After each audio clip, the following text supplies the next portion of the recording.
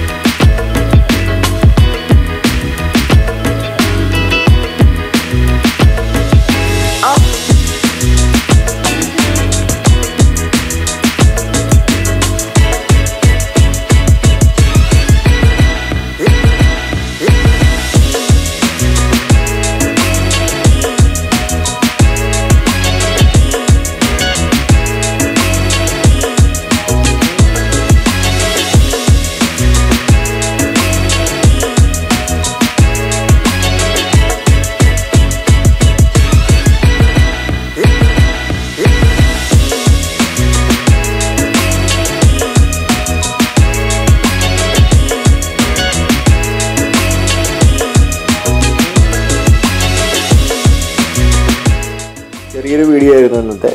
എല്ലാവർക്കും വീഡിയോ ഇഷ്ടപ്പെട്ടെങ്കിൽ ഒന്ന് ലൈക്ക് ചെയ്യുക, ഷെയർ ചെയ്യുക, കമൻറ്റ് ചെയ്യുക, സബ്സ്ക്രൈബും ചെയ്യുക. ഞങ്ങളുടെ ഇൻസ്റ്റാഗ്രാമും ഫേസ്ബുക്ക് പേജും ഒന്ന് ഫോളോ ചെയ്ത് കൊടുക്കുക.